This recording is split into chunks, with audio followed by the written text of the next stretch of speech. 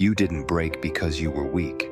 You broke because you carried weight no one offered to share, because you showed up every day for everyone else and forgot to show up for yourself. But here is something Marcus Aurelius wrote in his private journal, not for history, not for fame, just for himself, on a night when the empire felt heavier than a man should carry alone. You have power over your mind, not outside events. Realize this, and you will find strength. If you are watching this, if something in those words found you, then this video is for you, not motivation, not performance. The actual road, 9 steps. Stoic, honest, hard, but real.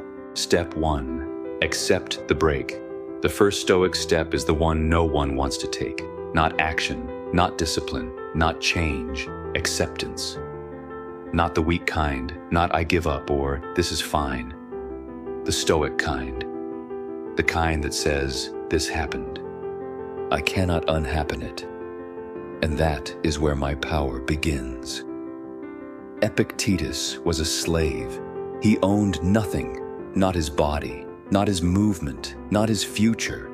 And from that total stripping of everything, he became one of the most powerful philosophers in human history, because he understood one thing no one could take from him, his response.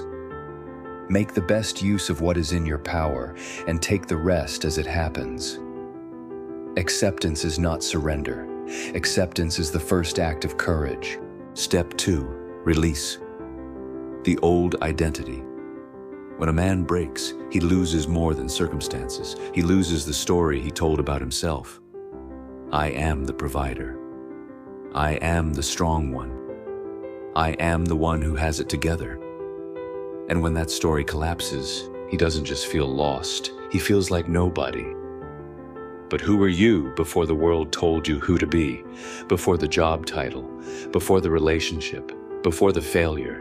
There is a man underneath all of that. He has been waiting. The Stoics taught that your true self is not your status, your role, or your reputation. It is your character.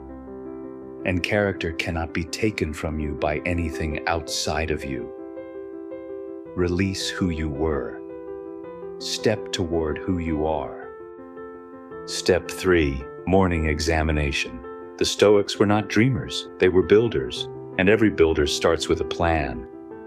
Each morning, before the world touches you, sit in silence. 5 minutes, 10 minutes, and ask 3 things. What could go wrong today? How will I respond? What do I control? The Stoics called this premeditatio malorum, the premeditation of adversity, not expecting disaster, preparing your character for whatever comes.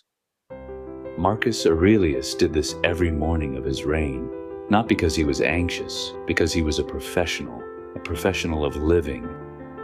Start your morning with your mind, not your phone. Step 4. Evening review. At the end of each day, not to torture yourself but to learn, ask 3 more things. Where did I fall short? Where did something outside me control something inside me? And what will I do differently tomorrow? Not guilt, not shame, not the same thoughts circling endlessly at 3 a.m., just honest assessment and forward intention. Seneca wrote, I examine my entire day and go back over what I've done and said, hiding nothing from myself, omitting nothing. For why should I fear any consequence from my mistakes when I am able to say, see that you don't do this again, but this time I pardon you. You are your own most important judge. Be fair, be honest, be forgiving, and be better tomorrow. Phone. Step 5. Control the controllable. This is the central discipline of Stoic philosophy, and it is the one most men fight every day without knowing it. There are 2 categories of things in your life: things you control and things you don't. Most men spend most of their energy on the second category. what other people think of them, what the economy does, what their past looks like, what happened to them. They pour energy into things that cannot be moved by will, and then wonder why they feel powerless. The Stoics had a word for this distinction, the dichotomy of control, your thoughts, your values, your actions, your response. These are yours. Everything else, weather, opinions, outcomes, timing, these belong to the universe, not to you. Spend your energy only where your energy can change something. Everywhere else, release. Step 6, the one small act. A broken man wants to fix everything at once or nothing at all. He wakes up and sees the distance between where he is and where he wants to be, and the distance paralyzes him. The Stoic way is different. One act, done with intention. Today, make your bed. Write one page, take one walk. Say one true thing you have been afraid to say. Cook one clean meal. Put the phone down for 1 hour. Not because the world will change today, because you will. Every time you do what you said you would do, even one small thing, you are casting a vote for the man you are becoming, and votes accumulate. Step 7, guard your silence. In a world that rewards reaction, silence is a revolutionary act. The broken man reacts. He argues his case to people who have already decided. He justifies himself to those who have no intention of understanding. He performs his pain where no audience can help him. The rebuilding man observes. He watches. He thinks before he speaks.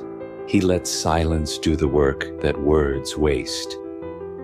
Marcus Aurelius spent decades in the most powerful position in the world. He could have said anything, done anything. And what did he do? He wrote privately. He thought carefully. He acted deliberately. Your silence is not weakness. It is strategy. Protect it. Step 8, choose your circle. Show me the 5 men you spend the most time with, and I will show you who you are becoming. The Stoics understood this completely.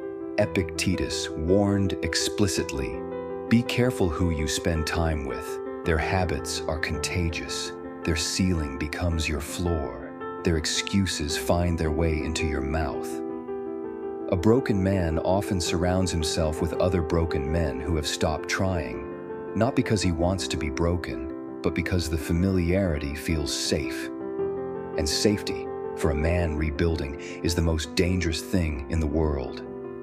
You do not need more people. You need better ones. And if they do not yet exist in your life, go somewhere they are. A class, a gym, a book, a mentor. Go toward what you want to become. Your environment is your fate. Choose it deliberately. Step 9, walk the road. Daily. Here is what no one tells you about rebuilding. It is not a transformation. It is not a moment.